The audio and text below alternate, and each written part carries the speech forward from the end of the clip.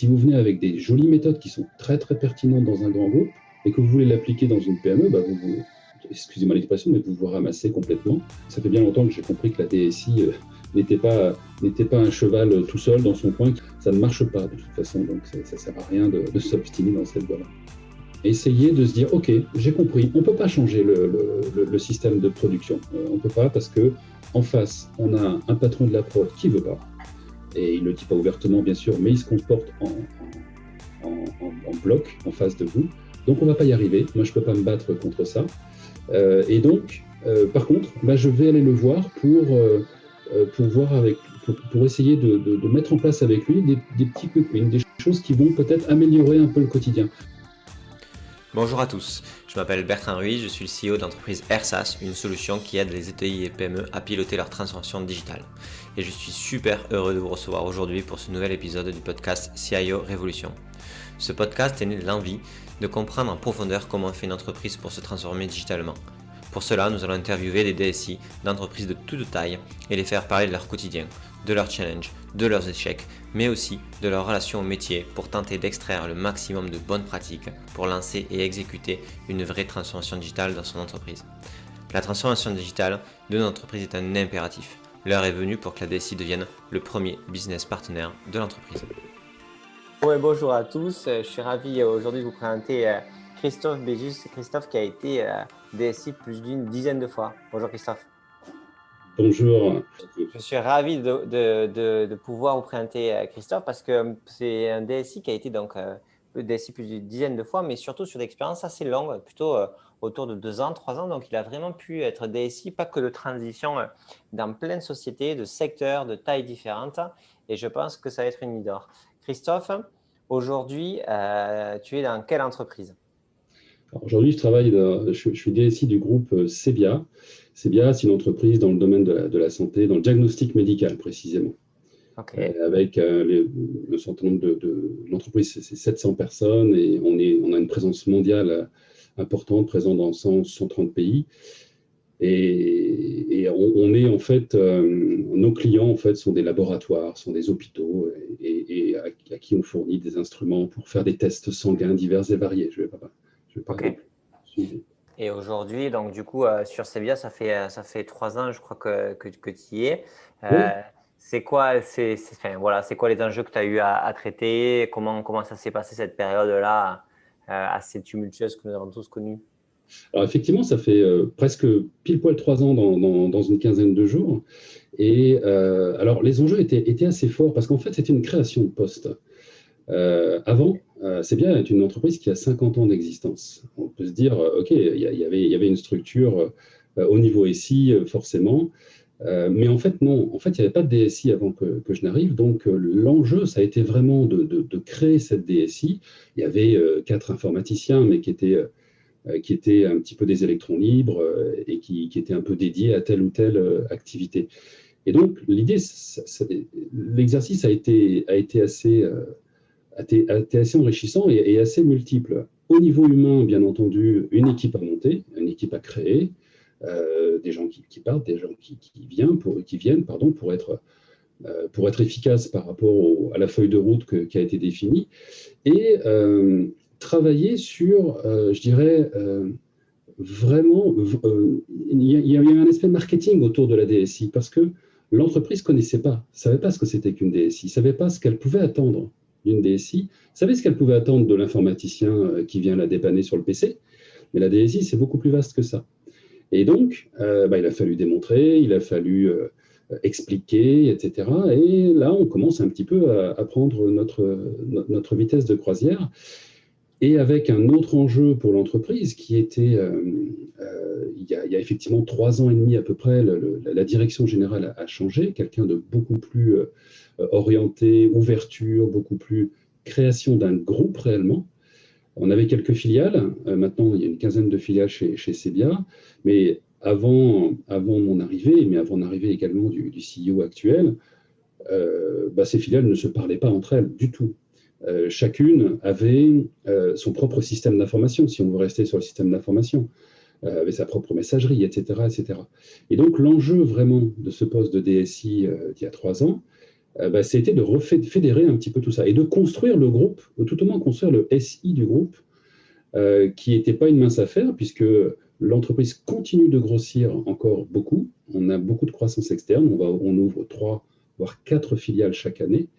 Donc, vous imaginez qu'à chaque fois, il y a forcément une partie IT. Il faut passer des commandes, il faut mettre en place un CRM, etc.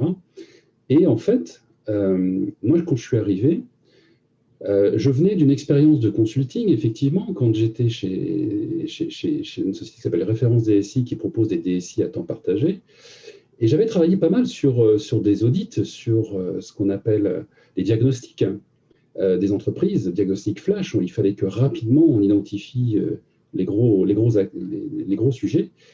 Et en fait, ça m'a servi beaucoup parce que je suis arrivé au mois de juin et au mois de septembre, donc 2018, j'ai proposé une feuille de route avec une vision de 3 années au niveau du groupe, donc qui a été validée et qui après avoir consulté l'ensemble des directions métiers, m'a permis de balayer assez large sur du collaboratif, sur la mise en œuvre effectivement d'un ERP global, d'un outil de CRM aussi global, un SIRH, etc., etc.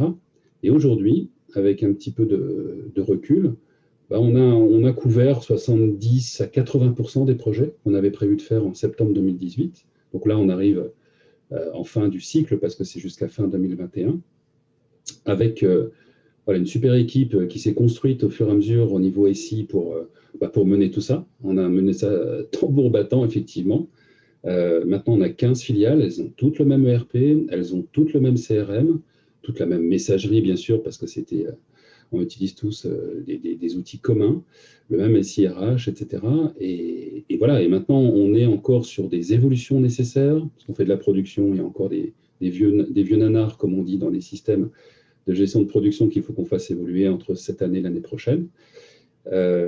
Mais l'ambition, c'était vraiment ça, de faire grandir, en fait, le système d'information de l'entreprise et de faire découvrir à l'entreprise ce qu'apporte une DSI et qu'elle n'est pas uniquement l'équipe informatique ne fait pas qu'installer des PC. Elle accompagne aussi les métiers, elle écoute les métiers, elle construit avec eux leur futur, leur système, leurs futurs outils. Et là, dans un contexte fortement international, puisque nos filiales sont toutes à l'étranger, il n'y a qu'une filiale en France qui est le siège, en fait. Tout le reste est à l'étranger. On part des États-Unis, on va jusqu'au Japon, avec pas mal de présence également en Europe. Et donc, fédérer tous ces utilisateurs, tous ces métiers autour d'outils communs, des fois, ça a été un petit peu complexe. Okay. On a beaucoup travaillé. Ouais, j'imagine. Et pour mener à bien cette transformation, c'est quoi la nature de votre équipe? C'est des devs, c'est des chefs de projet, Alors, en fait, il y avait l'équipe qui s'est constituée petit à petit. Moi, je l'ai découpée en 3 pôles, que je fais assez souvent, en fait, quand il y a matière à avoir ces 3 pôles. Après, ça dépend de la taille de l'équipe. J'ai un pôle effectivement projet, des gens qui sont dédiés, donc avec 3 personnes aujourd'hui, qui sont vraiment dédiés à la mise en œuvre des projets, donc ce que j'appelle des projets métiers. Ils vont faire que du pilotage de projets, d'évolution. Et vous les appelez comment, ces postes-là? C'est des chefs de projet, c'est des PMO? Oui, alors le PMO, je fais un peu ce rôle-là, si on peut dire, au niveau du SI, mais j'ai 3 chefs de projet. Okay. Chef de projet SI ou chef des projets informatiques. Et qui ont leur pendant systématiquement, quand on mène des projets, on a toujours le chef de projet métier en face, et c'est un binôme comme ça qui travaille. Donc là, j'ai vraiment des gens qui font que ça. Et puis, on a un autre pôle qui s'appelle le pôle applicatif ou support applicatif, dans lequel il y a aussi 3 personnes aujourd'hui, et qui vont répondre, en fait, à l'utilisateur au quotidien sur ses demandes concernant les applications. J'arrive plus à faire ceci, ma commande, je la saisis, mais ça ne fonctionne pas, elle ne va pas au bon endroit, ça ne s'imprime pas, etc. Vraiment autour de l'application elle-même, et puis je peux avoir envie tiens, je ne me rappelle plus comment je fais ça, j'ai un nouveau qui arrive, il ne le sait pas, j'ai envie d'avoir, je ne sais pas, une colonne de plus sur cet écran, voilà. Tout ça, c'est du support applicatif et j'ai 3 personnes aujourd'hui pour faire ça. J'essaye à chaque fois d'avoir un peu de spécialisation, c'est-à-dire d'avoir une personne qui va être dédiée à l'ERP, une autre dédiée au CRM, etc. Et dans des petites équipes, on est un peu multitâche et pour l'instant, voilà, on fait un peu comme on peut. Donc là, ça c'est le pôle support applicatif. Et puis il y a un dernier pôle qui s'appelle le pôle infrastructure, qui lui va couvrir en fait deux principales activités. Donc l'infrastructure, c'est tout ce qui va être les serveurs, les réseaux, etc. L'administration système. Là, je vais avoir comme fonction un responsable infrastructure qui vient de nous rejoindre. Je vais avoir des administrateurs de systèmes ou réseaux. Et puis, on va avoir également des gens qui vont s'occuper du poste de travail, du support poste de travail, la hotline, le helpdesk, comme on les appelle des Ouais. fois. Et là, c'est plutôt des techniciens qui vont intervenir suite à un incident pour installer un PC, pour un logiciel, une imprimante, etc. Vraiment le quotidien, mais plus la partie technique. Ils ne touchent pas aux applicatifs, effectivement, à part Office, mais à part ça, ils n'interviennent que sur du matériel essentiellement et donc des réseaux. Ok. Et ça, globalement, ce type d'équipe-là, c'est les équipes, quand il y a matière, que vous avez à peu près monté à chaque fois dans vos expériences. Oui, oui, en général, j'arrive à faire ça.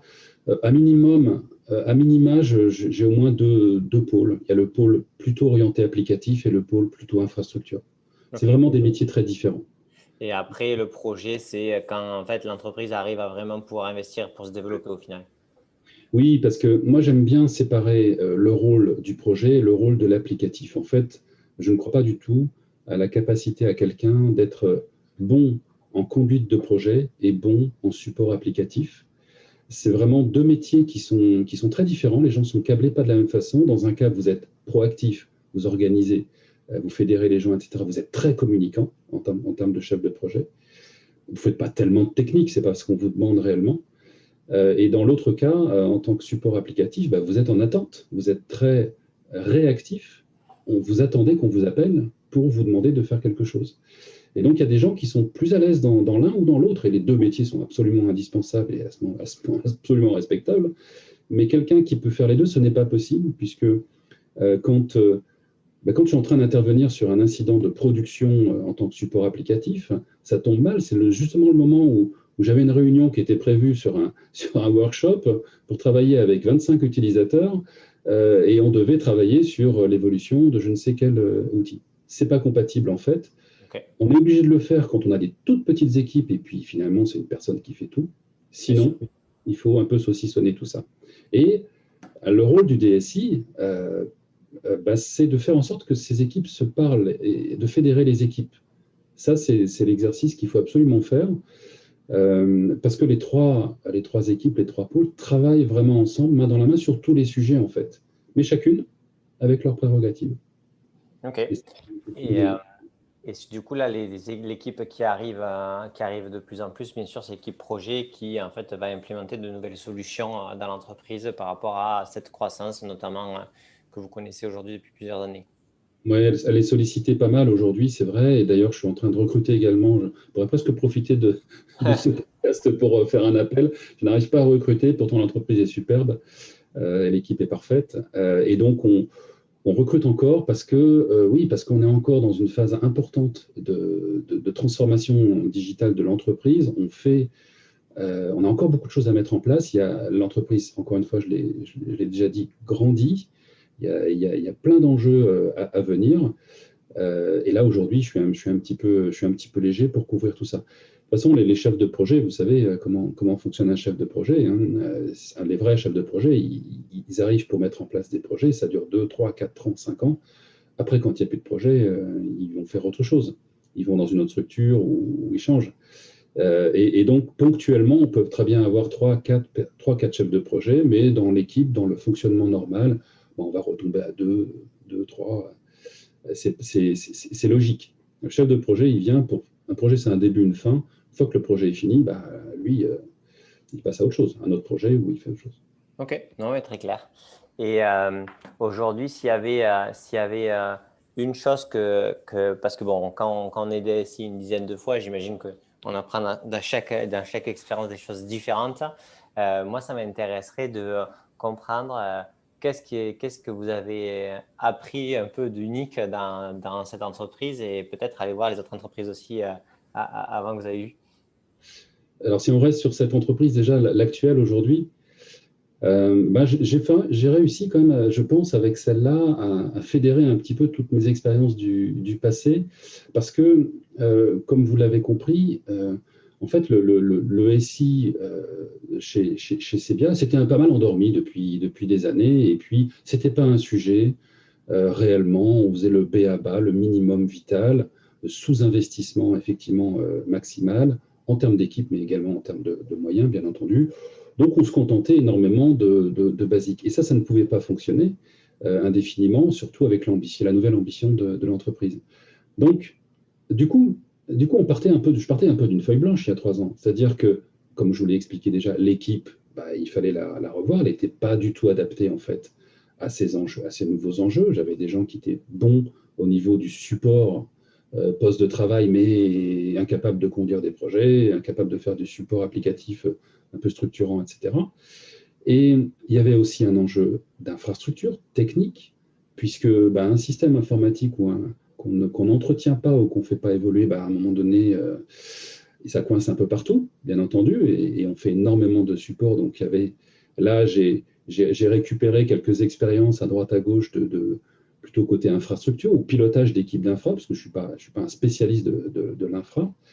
Donc ça, je l'ai mis à profit. Et puis, il y avait également beaucoup les projets, on insiste un petit peu là-dessus, c'est vrai.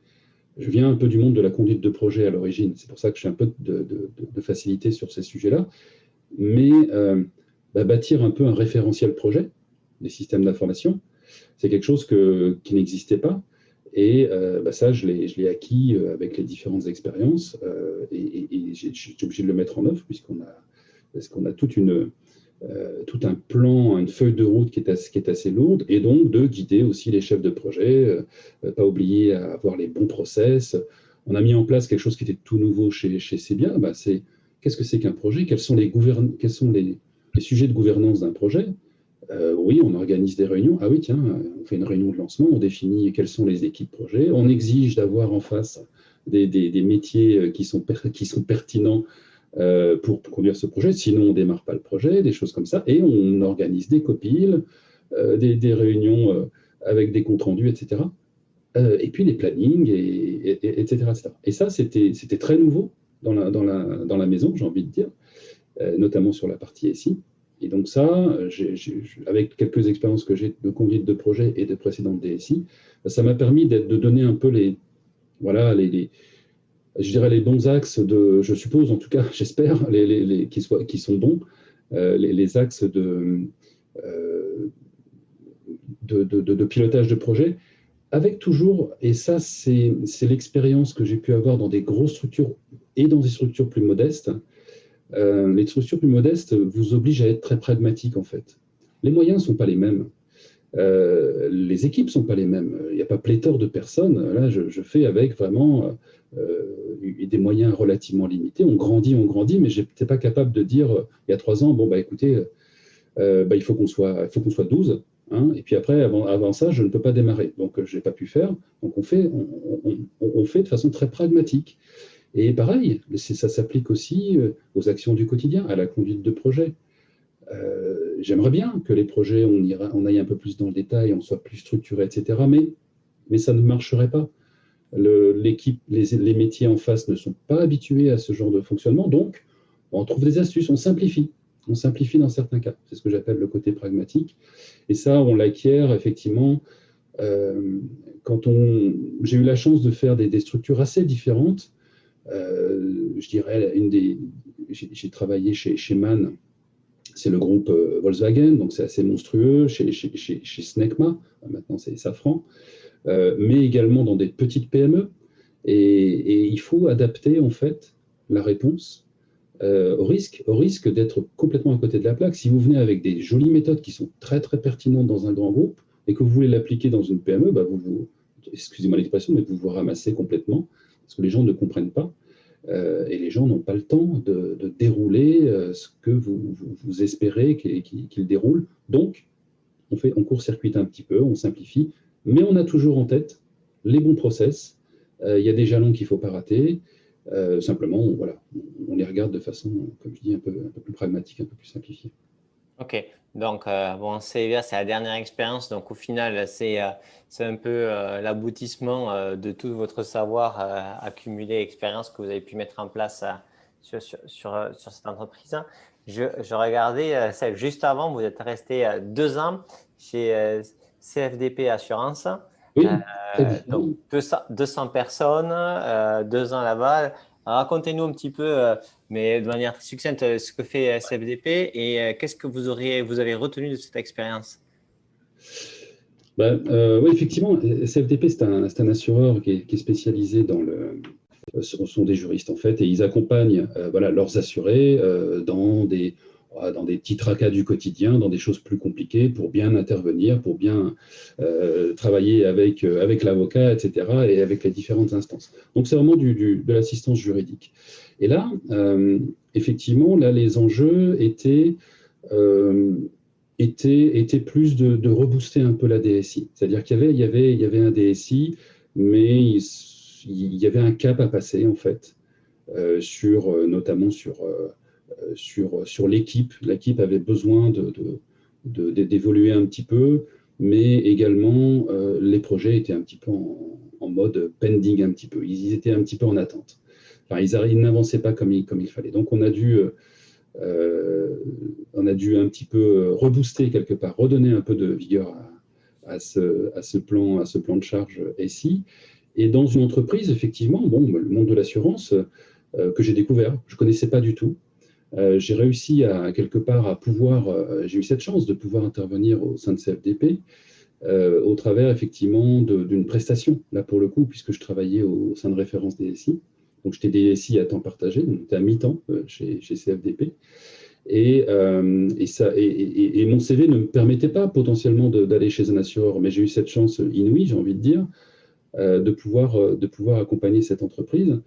Et là, bah oui, c'est vrai qu'on n'aborde pas les sujets, on n'aborde pas les projets de la même façon avec les équipes métiers quand on a en face des juristes, des gens qui ont des bac+5, bac+7, etc., par rapport à quelque chose que je peux faire en parallèle, des projets au sein d'une industrie, je dirais, un peu plus lourde, avec de la production, des équipes de production qui sont vraiment au quotidien euh, dans, dans, dans, à l'usine.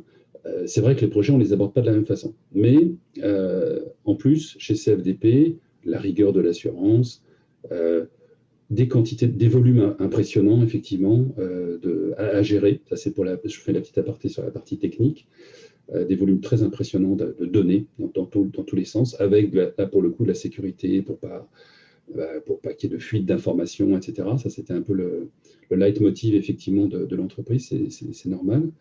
Et là, il y avait aussi une infrastructure à moderniser, un petit peu ancienne. Vous savez, les assurances, moi je l'ai appris un petit peu à cette occasion-là, c'est un circuit un peu fermé et les outils sont très, très spécifiques finalement. Et bah, du coup, ils vivent très longtemps. Ils vivent très longtemps, ils sont maîtrisés par très peu de personnes en interne.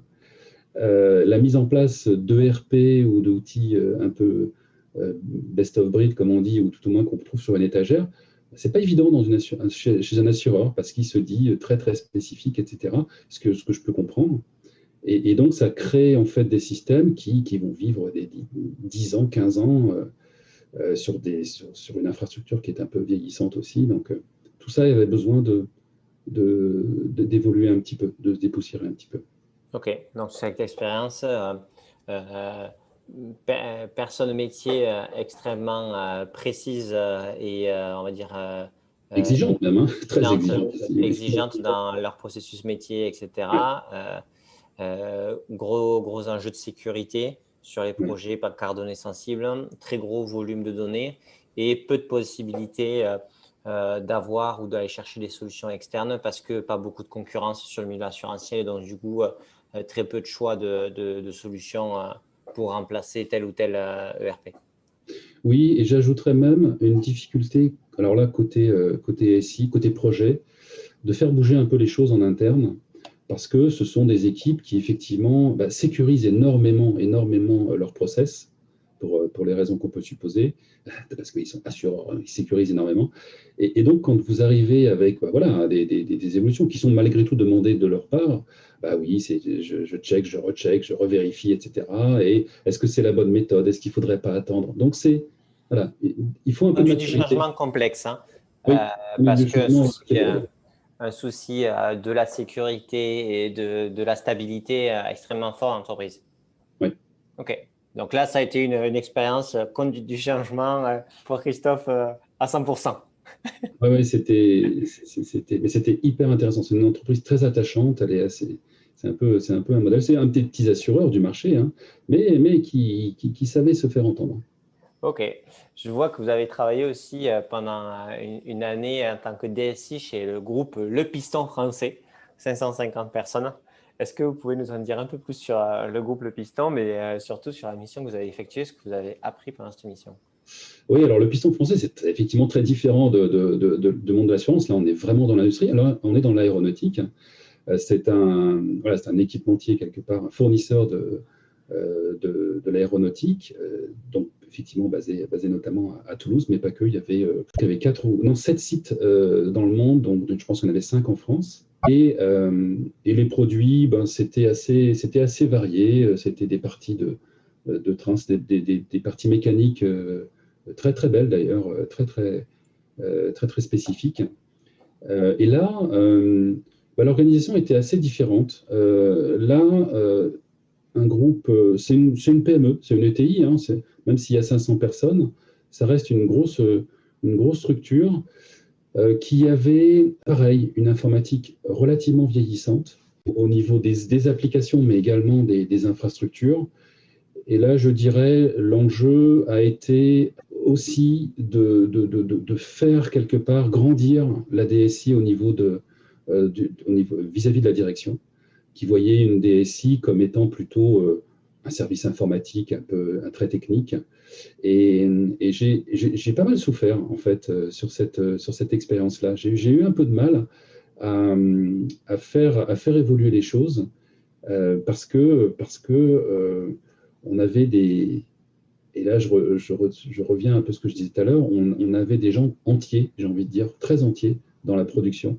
Entiers dans le sens, voilà, qui affirmait qu'il fallait faire telle façon, etc. Et quand vous avez un patron de site d'un des sept sites qui a décidé que ce ne serait pas de cette façon-là qu'il fallait qu'on fasse et que ce qu'on avait aujourd'hui en place, c'était très bien. Même si son big boss commence à lui dire bah ouais mais ce serait bien qu'on évolue, etc. Vous arrivez, vous êtes un petit peu frustré de ne pas pouvoir aller beaucoup plus loin, mais vous arrivez en face de personnes qui ont un peu de difficulté à faire bouger les choses parce que pareil l'industrie il y a des process qui ne peuvent pas s'arrêter et il y a beaucoup de pression.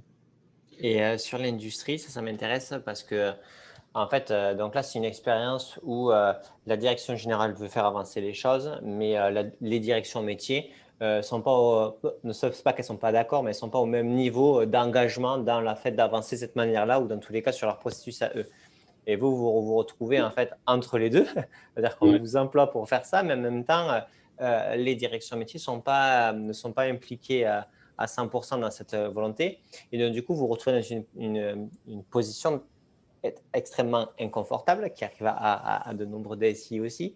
Comment, avec ce que vous avez appris là-dessus, comment vous referiez le game un peu pour que, humainement parlant, avec ce que vous avez appris voilà, plus tard, etc., ces personnes-là qui peut-être n'étaient pas embarquées soient embarquées plus rapidement ou dans tous les cas contourner cette difficulté?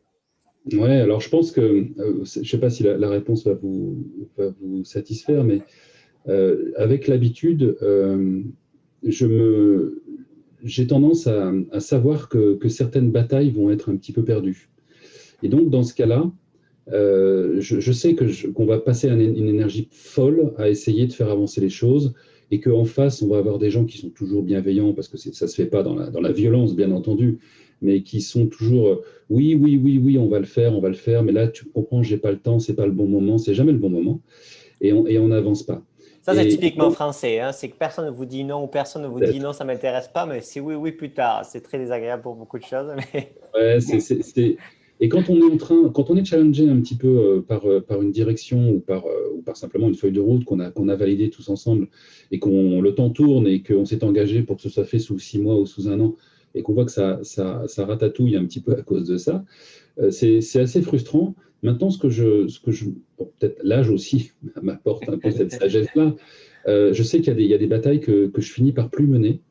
Et dans ce cas-là, je vais avoir tendance à un peu détourner l'attention et adapter quelque part le plan de travail à des petits, ce qu'on appelle un petit peu communément dans le consulting des quick wins. Essayer de se dire, OK, j'ai compris, on ne peut pas changer le système de production. On ne peut pas parce que en face, on a un patron de la prod qui ne veut pas. Et il ne le dit pas ouvertement, bien sûr, mais il se comporte en bloc en face de vous. Donc, on ne va pas y arriver. Moi, je ne peux pas me battre contre ça. Et donc, par contre, je vais aller le voir pour essayer de mettre en place avec lui des petits quick wins, des choses qui vont peut-être améliorer un peu le quotidien. Donc, en fait, faire un peu de lobbying auprès de lui. OK, on oublie le fait de remplacer complètement ton outil, mais par contre, tiens, sur cette partie de process, peut-être qu'on peut améliorer ça, on peut fluidifier cette chose-là, pour essayer d'amadouer un peu, je dirais, la personne qui bloque, soit dans l'attente, effectivement, que lui se dise, bon, OK, ça y est, j'ai compris, oui, il faut que je change mes habitudes, ou alors simplement, voilà, attendre que je dirais que le contexte change, qu'il y ait une prise de conscience que de toute façon, tant que telle personne, et ça arrive dans les entreprises, il ne faut pas se voiler la face, il y a des gens qui, de toute façon, sont réticents au changement. Bien sûr. L'entreprise veut changer, ils sont des freins, et à un moment donné, on va attendre gentiment que ça se passe et qu'ils fassent autre chose. Et est-ce que, alors moi je trouve ça tout à fait sincère et transparent de le communiquer comme ça. Est-ce que par contre, vous communiquez à la direction générale le fait que ce projet-là change? Parce que tactiquement, c'est bien joué, dans le sens où on met les efforts, il y a assez de projets, etc. Par contre, il faut que ce soit la direction, le directeur des opérations, le directeur général ou autre, au moins une personne ait conscience que certains des objectifs, parce que ne pas faire ce projet-là va avoir un impact sur les objectifs de l'entreprise, forcément. Ce n'est pas neutre, sinon le projet ne serait pas là. Oui, bien sûr. Un DSI, ça doit aussi être un communicant. C'est-à-dire qu'il faut qu'on soit…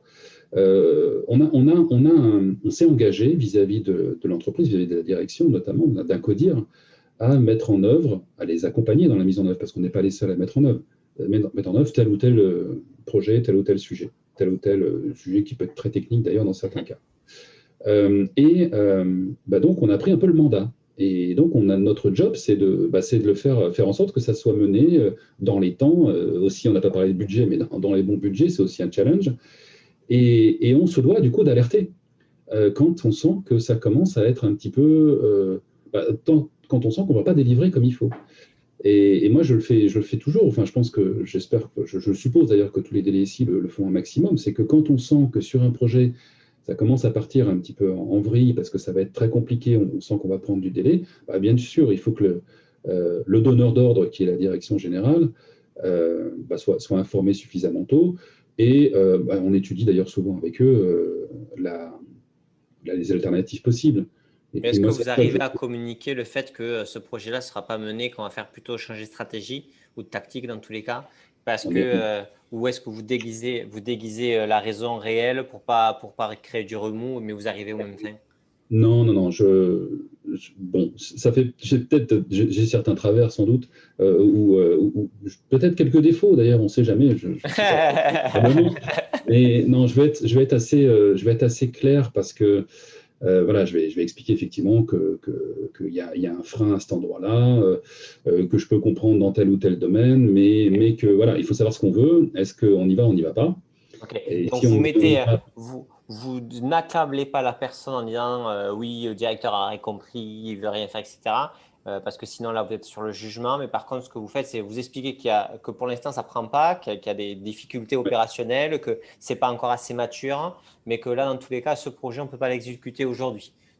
Oui, il faut désincarner effectivement le problème. Il faut se dire, on est on a choisi un enjeu ensemble, on a choisi une action, on ne va pas réussir à la mener pour, effectivement, le contexte ne le permet pas aujourd'hui, eh ben, c'est peut-être pas très grave, mettons-le un petit peu de côté, attendons un peu que ça mûrisse, mais l'idée, c'est pas de dire, bon, ben voilà, Bien on a sûr. prévu de faire ça, on ne va pas s'en sortir. Non, ce que je vais avoir tendance à faire, c'est d'apporter, OK, mais en attendant, faisons ça. En attendant, faisons ça, on va marquer des points là-dessus, on va peut-être obtenir un peu de confiance, pourquoi pas, pour pouvoir demain réattaquer entre guillemets le sujet de façon plus confortable. Ok, Et super, ça, très bien clair. sûr, je ne le fais pas tout seul. Ça fait bien longtemps que j'ai compris que la DSI n'était pas un cheval tout seul dans son coin qui avançait tout seul. Ça ne marche pas de toute façon, donc ça ne sert à rien de s'obstiner dans cette voie-là. Ok, super. Passons pour votre prochaine expérience, qui est le groupe CEGEX, où vous êtes Éjecte. resté un an et demi, Ouais. 1500 personnes dans les travaux publics. Pareil, c'est quoi l'expérience qui vous a marqué? Qu'est-ce que vous avez retenu de cette Ah entreprise? là, c'est le bâtiment travaux publics, effectivement. C'est des gens, donc le groupe CEGEX, qui est une belle structure, qui a grandi d'ailleurs depuis que je les ai quittés. Voilà, font un tas de choses. C'est assez diversifié. Ils vont par exemple, avoir installé des fontaines. Des fontaines. En fait, ils travaillent entre la route, ils interviennent entre les routes et les bâtiments. C'est toujours un peu ce qu'ils nous expliquaient. Les jardins publics, les fontaines, j'en parlais parce que c'était une des activités qui était assez rigolote. Euh, mais également des murs anti-bruit, etc., etc. Donc c'est assez varié. Là, on est dans le bâtiment travaux publics. Là, on est vraiment dans des équipes alors, qui savent ce que c'est que des projets, parce qu'ils en font toute la journée. Donc ça, c'est bien. Ça, c'est confortable de travailler dans un environnement des gens qui mangent du projet du début à la fin, hein, parce qu'ils font que ça. Là, c'est pratique. Maintenant, alors là, autant au niveau de la production, des fois, on a des gens qui sont des fois un petit peu rustres, mais là, le bâtiment, c'est cash, quoi, hein. L'avantage, c'est que quand, non, mais quand il y a quelque chose qui ne va pas, vous le savez en direct, les gens sont très frontales. Moi, j'aime bien aussi, parce que comme ça, on sait, oups, j'aurais pas dû aller là, là, c'est pas le truc à faire maintenant. Bon, bah, c'est pas grave, on le fera une autre fois, on le fera C'est moins différemment. politique. Ah, il n'y a pas de politique. Ok. Ah non, j'en ai pas vu. Attends, je suis pas. Non, c'est assez cash, mais c'est pas désagréable. Maintenant, ça peut peut-être choquer certaines personnes. Et dans ce contexte-là, bah, il y a une pression, effectivement, du coup, parce que dès qu'il y a un petit truc de travers, dès qu'il y a quelque chose, un service qui n'est pas rendu, une promesse qui n'est pas tenue, pof, ça descend tout de suite et il faut tout de suite, faut réagir. Donc ça met une pression importante, alors sur tous les supports, mais aussi dans tous les métiers, et particulièrement au niveau du SI. Là, là, le groupe se constituait aussi un petit peu. On avait vraiment deux grosses structures qui se faisaient un peu face. Il y en avait une d'ailleurs en région parisienne, une autre qui est le siège, et l'autre en région lyonnaise. Et le groupe les avait achetés il n'y a pas très longtemps, l'équipe lyonnaise, et on avait dans l'objectif voilà, de constituer vraiment un groupe, de consolider un peu le système d'information notamment. Et là, on avait en face une entreprise, ça arrive des fois, qui était assez réticente également au changement. Ils avaient leur propre ERP. Un des objectifs, c'était de converger, effectivement, je l'avais mentionné, et on y était presque arrivé avant que je ne parte, de converger vers un ERP global, parce que c'était quand même plus évident, notamment pour manager les projets du bâtiment. Et là, on avait une grosse réticence. Et là, l'exercice, grosse réticence avec des gens, comme j'ai expliqué, qui sont entiers, ça fait des moments où vous vous sentez un petit peu seul, quoi. Vous dites, bon, c'est pas. Ok, ça, c'est vraiment pas le bon endroit c'était pas le bon sujet à aborder, j'ai compris. Et ça marche énormément à la confiance. C'est-à-dire que là, il faut que vous arriviez à rentrer dans la confiance des gens. Si quelqu'un vous a pris en grippe pour une raison X, ça peut laisser des marques longtemps. Ok, donc Il faut là, être très prudent.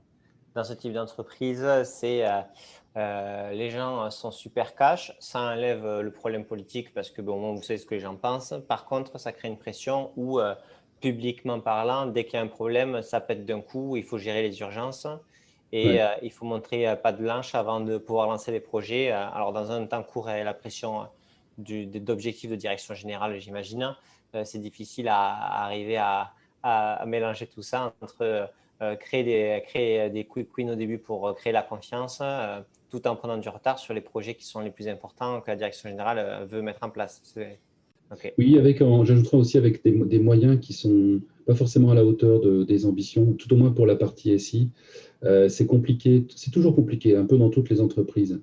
Là, chez Sebia, actuellement, je refais un petit aparté, c'est pas le cas. Il y a vraiment une prise de conscience qu'il faut mettre un petit peu plus de moyens.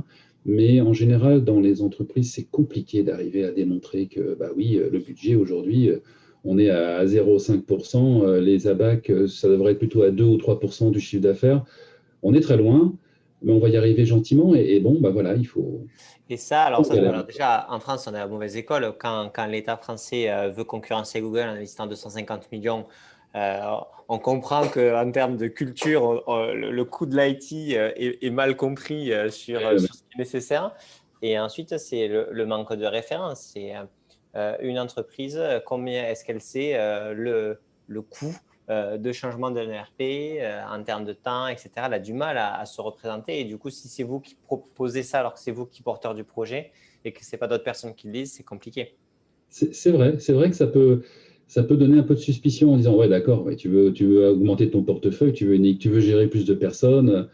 Ouais, ouais, ça pourrait être vu comme ça. Donc ça fait partie des complexités du métier, effectivement.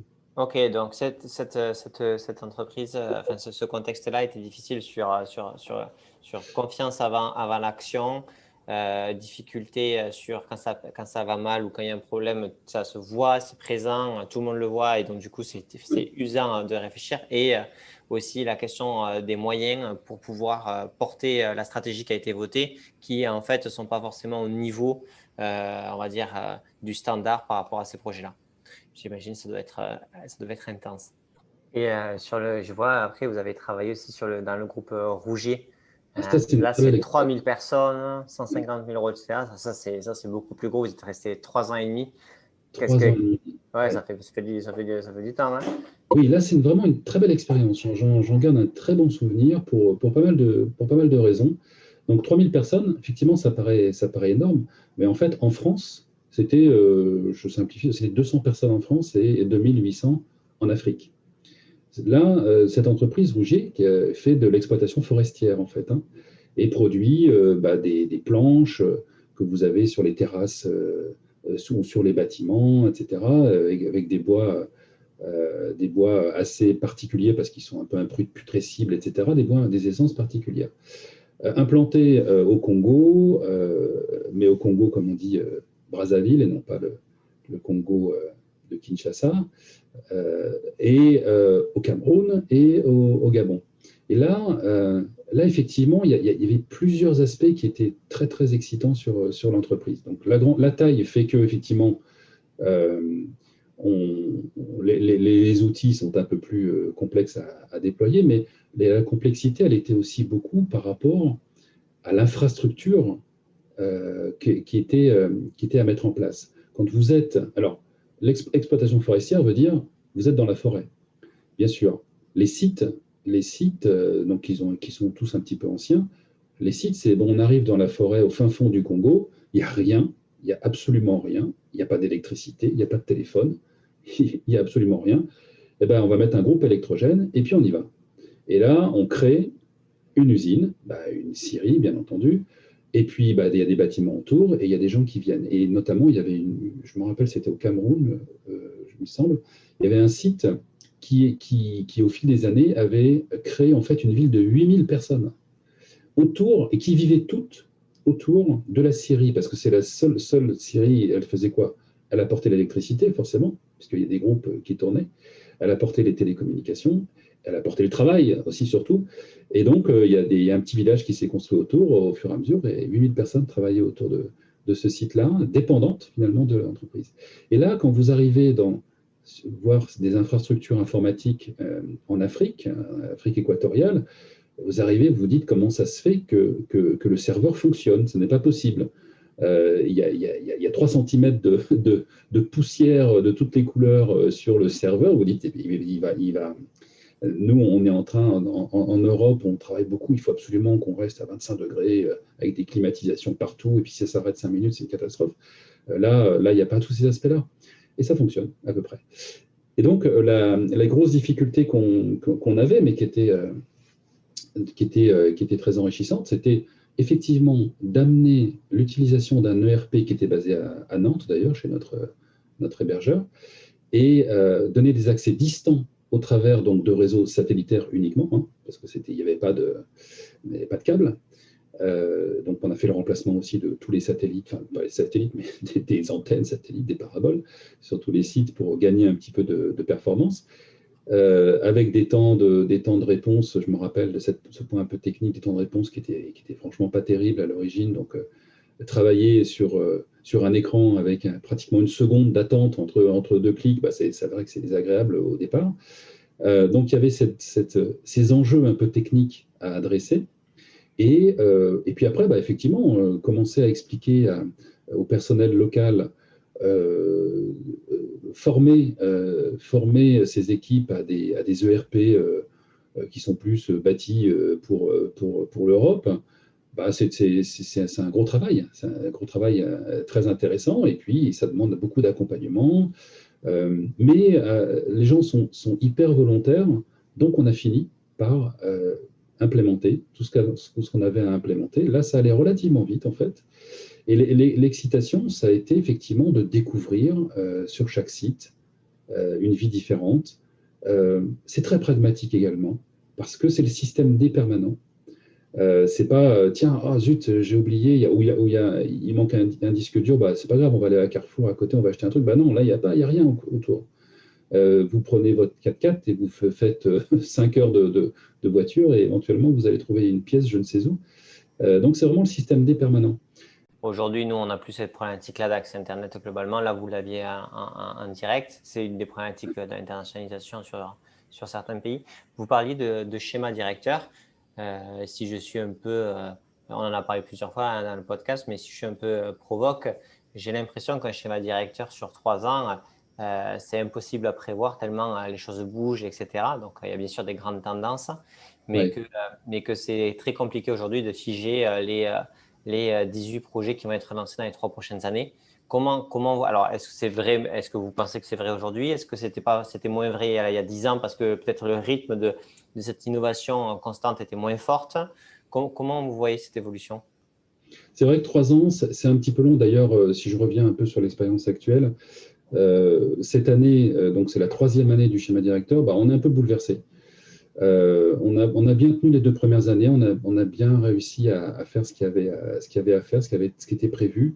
Il n'y a pas eu trop d'aléas, mais effectivement, 3 ans, c'est long, surtout dans des entreprises qui bougent beaucoup. Toutefois, c'est réclamé aussi quand même par les directions d'avoir une vision un petit peu lointaine. Bien sûr. Et il y a des sujets, voilà, si on installe un système de pointage, ok, c'est pas très violent, mais quand on commence à parler de mise en œuvre de RP avec effectivement des montants assez importants, des jours importants, voilà, 3 ans, c'est pas trop dans certains cas. Mais vous avez raison, c'est pas la tendance, à mon avis, c'est plutôt 2 ans, 3 ans, c'est déjà beaucoup. Et puis c'est aussi toutefois, à la limite, c'est pas grave, c'est pas gravé dans le marbre. Enfin, tant que c'est pas changé, moi, ça fait partie des choses qui sont sur lesquelles j'insiste un petit peu, c'est que on s'est entendu sur une feuille de route avec la direction. Ça donne un confort quand même assez important. Pas pour la feuille de route en elle-même, mais par rapport aux équipes informatiques, mais également aux équipes métiers. Ça veut dire que on est capable de mettre en face des équipes métiers qui viendraient nous voir tous les 4 matins, on dit tiens, moi j'aimerais bien qu'on fasse ça. Et ça.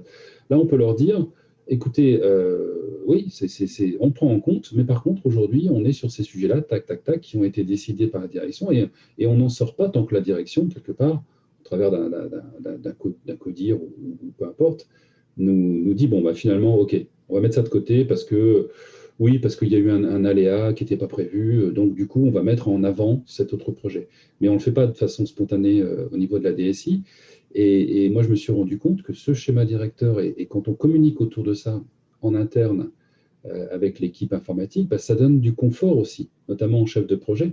Ils savent ce qu'ils ont à faire. Et ils aiment bien se projeter un petit peu là-dessus. Et c'est compliqué pour une DSI de changer sans arrêt de rythme parce qu'on on peut finir par faire un petit peu tout mal. Donc, on peut faire évoluer cette feuille de route. Ce n'est pas gravé dans le marbre, mais il y a un process d'évolution. C'est pas une direction métier qui vient me voir en me disant bah, tiens, en fait, ouais, dans 2 mois, ce serait bien qu'on démarre ce truc-là. Je dis bah, j'entends, je prends en compte. Attends, parce que si tu parles de ça, ça veut dire qu'il y a ça, ça, ça, ça, ça. On challenge un peu le truc. Et après, je dis bah, écoute, très bien, moi, je solliciterai auprès du CODIR un point spécifique là-dessus. On va dire ok, voilà une nouvelle donne. Qu'est-ce qu'on fait? Qu'est-ce que je fais? Qu'est-ce qu'on fait? Ok. Allez, je vais choisir la dernière expérience. Il y en a encore d'autres, mais la dernière, parce que sinon ça va durer extrêmement longtemps. Euh, le groupe Cugno. Là, une entreprise qui s'est donné les moyens d'un système d'information performant, qui avait essentiellement besoin de franchir un cap parce qu'effectivement, une entreprise qui marche bien et qui grandissait.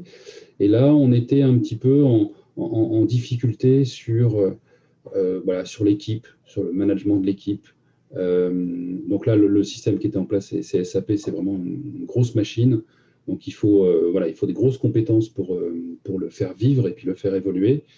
Il y avait des morceaux importants. Il y avait des aspects aussi très organisationnels qui dépassent le SI en fait, qui étaient adressés. D'ailleurs, je m'étais fait aider d'un consultant vraiment organisation qui avait vraiment tenu le portefeuille de projet, mais même au niveau, pas uniquement au niveau SI, mais au niveau organisation. Ça m'avait pas mal aidé. Et là, les gros enjeux, ça a été au-delà de conduire les projets, ça a été vraiment d'assurer un process, notamment sur le support applicatif, qui était un peu brinque-ballant. C'est vraiment de l'organisation de la DSI beaucoup plus, parce que il y avait les choses étaient en place à peu près. Ok, il y avait encore besoin de faire évoluer quelques sujets, mais il y avait aussi besoin de faire. En fait, ce que je me rappelle maintenant en parlant, en me remémorant un peu cette période-là, on avait constaté que le RP avait été mis en place de façon très, très cloisonnée, très, comme on dit, en mode silo. C'est-à-dire que les achats fonctionnaient d'une certaine façon, tenaient pas compte de la R&D, tenaient pas compte du commercial, etc., etc. Chacun était un peu dans son... C'était un peu étonnant par rapport à un ERP d'ailleurs, et ce qui rentrait, ce qui créait beaucoup de friction au niveau des services eux-mêmes, et puis au niveau des systèmes, bien entendu, puisque, comme vous le savez, dans des outils comme SAP, bah, la donnée qui rentre d'un côté, bah, il faut qu'elle aille jusqu'au bout et qu'elle alimente un flux. Chacun prend son petit morceau de données. Et quand on arrive à la fin et que tout ça c'est bien cohérent, ça fonctionne. Mais quand on n'a pas envie de renseigner la donnée parce que pour le petit copain qui suit, parce que c'est pas mon job, et voilà, ça crée beaucoup de blocages. Et donc, un des gros exercices, effectivement, ça a été d'identifier ces points un petit peu de friction et de proposer des évolutions dans un sens, on avait parlé beaucoup de transversalité en fait, mais qui est en fait et là on dépasse énormément, même si c'est le SI qui l'apporte, on dépasse énormément le SI parce que là on est sur de l'organisation pure. Et c'est souvent le cas d'ailleurs, hein, quand on intervient sur la mise en place d'outils comme ça, de type SAP, on touche énormément à l'organisation de l'entreprise. Donc il faut en être bien conscient, il faut que les directions métiers en soient bien conscientes, que ça va changer le métier, ça va changer le boulot, donc ils doivent être forcément très très moteurs là-dessus, et que l'application, le RP en l'occurrence, bah, c'est un peu un prétexte des fois pour changer un peu des choses. Et c'est pas toujours évident, donc par contre c'est enrichissant pour nous aussi, parce qu'un chef de projet qui est sur ce genre de sujet, il adresse beaucoup plus que de l'informatique. Il va essayer de comprendre vraiment le métier dans le détail et comprendre pourquoi Micheline, elle ne parle pas avec Pierre, pourquoi ils ne sont jamais contents au niveau du commercial parce que les données ne sont pas bonnes, etc. Donc on est vraiment on rentre un peu dans l'intimité de l'activité de chacun pour pouvoir proposer une solution. Okay. Et ça, c'était vraiment le côté transversal, c'est ce dont je me souviens sur le gros enjeu au niveau de Cugno. Ok, super. Écoutez, ça fait maintenant plus d'1h20 qu'on échange là-dessus, donc on a quand même ratissé pas mal. Je parle trop, c'est ça que je voulais dire en fait. Hein. Non, c'est qu'il y a beaucoup d'expérience. Non, mais c'est super intéressant. Je trouve que chaque expérience apporte son lot d'enseignement qui est lié bien sûr vous à votre expérience qui grandit, mais aussi au contexte dans lequel vous arrivez, humain, organisationnel, fusion, pas fusion, extension, pas extension, c'est intéressant. Si vous deviez un petit peu prendre du recul sur l'ensemble de ces expériences-là et sur les PME, donc du coup qui grandissent, qui deviennent des petites ETI et qui sont les pourvoyeurs d'emplois en France de demain, la fonction de DSI n'est pas encore répandue. Elle est en train de rentrer dans les mœurs. Comment vous voyez en fait cette évolution-là par rapport à ces PME qui grandissent, par rapport à des DSI qui n'existaient pas, qui y existent? Est-ce que ça va en s'accélérant? C'est quel type de profil? Est-ce qu'on est encore au tout début de cette dynamique-là? Est-ce que dans toutes ces expériences-là, vous avez vu des directions générales qui comprennent l'importance d'avoir un DSI très rapidement ou pas? Oui. Alors, la différence, j'ai envie de dire, qu'est-ce qu'apporte un DSI par rapport à en fait un responsable informatique? C'est un peu ça c'est un peu ça la gageure. On a les entreprises qui grandissent comme ça petit à petit, qui deviennent des petites TPE, des PME, des ETI, elles sont sur un modèle informatique. C'est ah oui, tiens, il faut qu'on achète un PC. On a besoin d'un PC. Ah oui, tiens, faut Excel. Maintenant, les commandes, ça commence à être un petit peu lourd. On va mettre quel outil? Bon, c'est un peu de l'empirique. Et pour faire ça, effectivement, on a essentiellement à l'origine du personnel informatique très technique, très quotidien, enfin, je dirais support poste de travail, qui va grandir avec l'entreprise. Dans certains cas, d'ailleurs, très, très bien. Et dans d'autres cas, on va arriver à un moment donné, et c'est dans certains cas où on intervenait dans ces sujets-là, c'est que l'entreprise grandit, se rend compte que ça coince un petit peu. Le DG se rend compte qu'il n'a pas de visibilité sur ce qu'on va mettre en place au niveau informatique. Il a des visibilités sur le budget parce qu'on va lui dire, oui, l'année prochaine, on va commander, on va changer de serveur, on va commander tant de PC, etc. Ouais, ok, ça, il est content de l'avoir. Par contre, il va se dire, ouais, mais j'ai des ambitions pour mon groupe, pour mon entreprise. L'année prochaine, je sais que je vais me diversifier, je vais acheter une nouvelle structure. J'ai prévu d'acheter une nouvelle structure de production. J'ai envie de sécuriser mon environnement, mon outil de production. OK, comment ça va se passer si je fais la somme de toutes les actions, de toutes les compétences que je vais avoir besoin? À un moment donné, c'est ah oui, au niveau informatique, comment ça va se passer? Et là, il commence à se retourner des fois vers son équipe qui est très technique, qui va lui dire ouais, je sais pas, on verra, on a des réseaux à mettre en place, on installera un serveur en plus. Voilà, et il sent qu'il est un petit peu limite en termes de réponse. Et là, il va se dire, j'ai besoin de quelqu'un qui va me donner un peu de visibilité, un peu d'assurance sur ce qu'il y a à faire, cette fameuse feuille de route qui s'appelait un peu avant schéma directeur, et qui va conduire toute cette transformation informatique ou digitale, parce qu'aujourd'hui, j'ai une équipe qui est bien, qui fait le boulot sur le quotidien, mais qui ne me donne pas de perspective suffisamment. Et là, c'est là qu'on va intervenir au niveau d'une DSI pour en fait transformer les objectifs de l'entreprise, transformer les attentes de l'entreprise dans le futur en moyens, nous, c'est les moyens informatiques notamment, pour faire en sorte qu'elle passe ces caps-là et que ce soit un atout en fait son SI plutôt que ah non, encore une fois, mince, ça communique pas, ah oui, c'est trop long, on n'arrive pas à se connecter, ou il faut ressaisir un tas de trucs, etc. Et ça, le DSI va apporter, et la DSI en général, va apporter cette sécurité, cette vision à plus long terme. On disait tout à l'heure, 3 ans, c'est peut-être un peu long, mais déjà, si on arrive à le faire systématiquement sur 2 ans glissants, ce serait déjà super. De l'évolution du SI et va permettre au DG d'anticiper des dépenses, bien sûr, mais peut-être aussi d'intégrer dans sa réflexion, ah oui, effectivement, donc là, si je veux acheter dans 6 mois telle structure et que je veux augmenter mes ventes de telle façon parce que ça fait 1 plus 1, ça va peut-être faire même 3, j'en sais rien, je dois intégrer le fait que mon système d'information, il va falloir peut-être s'interconnecter avec quelque chose qui existe. Ça va peut-être être un peu délicat, ça va peut-être pas possible dans certains cas. J'ai besoin de m'adapter quelque part à ce qu'est capable de faire aussi le SI. Et ça, en face de lui, il faut qu'il ait quelqu'un qui le comprenne déjà, qui l'écoute beaucoup, qui ait aussi un peu ce bagage de ah oui, attendez, dans ces cas-là, c'est ce genre d'outil qu'il va falloir. Vous voulez sécuriser, je ne sais pas, vos produits, on va mettre en place, je sais pas, un PLN, un PIM, etc.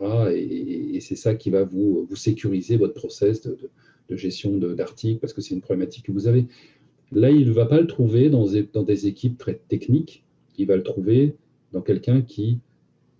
En fait, le DSI, pour moi, c'est quelqu'un qui connaît les process métiers, qui doit les connaître, et qui, en permanence, moi, je passe mon temps, en fait, je me balade énormément, en fait. Je discute énormément avec les métiers.